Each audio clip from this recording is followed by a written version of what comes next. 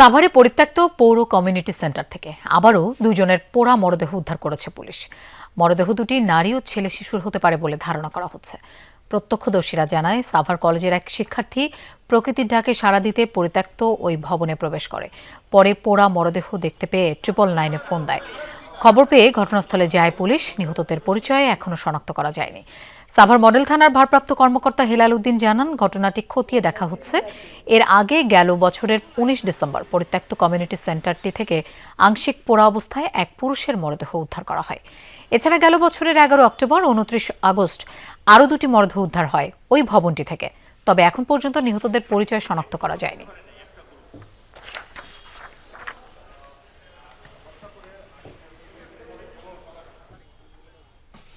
দর্শক, এ বিষয়ে আমরা আরো জানবো। আমাদের সাথে যোগ দিচ্ছেন সহকর্মী মাহফুজুর রহমান নিপু।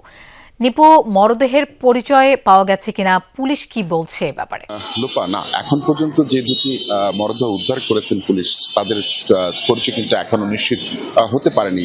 আমরা এরই মধ্যে দেখেছি যে তাদের পরিচয় নিশ্চিত করতে সিআইডি এবং পুলিশ ব্যুরো অফ ইনভেস্টিগেশন তারা কিন্তু ঘটনাস্থলে এসে পৌঁছেছেন এবং তারা চেষ্টা করছেন যে বায়োমেট্রিক পদ্ধতির মাধ্যমে যেভাবে তাদের পরিচয় নিশ্চিত করা যায় সেই বিষয়টি চেষ্টা করছেন। যদিও অধিকাংশ দেহই কিন্তু পুড়ে গেছে, এর জন্য তারা কিন্তু তাদের যে দেহ অবশেষ দিয়ে তাদের যে শনাক্তর কাজ সেটা কিন্তু বাধাগ্রস্ত হচ্ছে। কিছুক্ষণ আগে সিআইডির পক্ষ থেকে কথা বলেছি, তারা যেটা আমাদেরকে জানিয়েছেন যে আসলে তারা চেষ্টা করে যাচ্ছেন, তবে এখনো পর্যন্ত তাদের যে পরিচয় নিশ্চিত হওয়ার জন্য যে ধরনের নিশ্চয়তা সেটা কিন্তু এখনো তারা চাচ্ছে না। তবে আশেপাশের পুলিশের পক্ষ থেকে যেটা আমাদেরকে জানিয়েছেন, যারা এই কর্মকাণ্ডটি ঘটিয়েছেন তাদেরকে শনাক্ত করার জন্য কিন্তু আশপাশের যে সিসিটিভি রয়েছেন সেগুলো কিন্তু তারা উদ্ধারের চেষ্টা করছেন এবং তাদের সেই বিষয়গুলো কিন্তু তারা দেখছেন। আরেকটি বিষয় জানিয়ে রাখি যে আপনি জানেন যে এই অত্যন্ত গুরুত্বপূর্ণ যে এলাকাটি রয়েছে থানা রুট, সেই থানা রুটের পাশে কিন্তু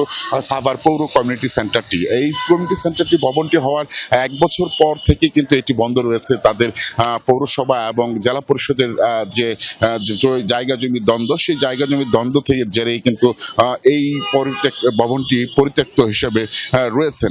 আনুষ্ঠানিক পরিত্যক্ত ঘোষণা না দিলেও আমরা দেখেছি যে এই অবস্থাটি কিন্তু এখন পর্যন্ত দেখি না। আমরা যেটা পুলিশের মারফত জানতে পেরেছি যে তারা এর আগে যে সকল হত্যাকাণ্ডটি ঘটিয়েছে, যারাই ঘটিয়েছে তাদেরকে ধরতে কিন্তু তারা বেশ কয়েকবারই পদক্ষেপ নিয়েছেন, তবে ফলাফল শূন্য। আসলে কাউকেই কিন্তু ওই সব ঘটনায় বা তাদের নিহতের পরিচয় নিশ্চিত করতে পারেনি পুলিশ, এই বিষয়টিও কিন্তু আমরা জেনেছি।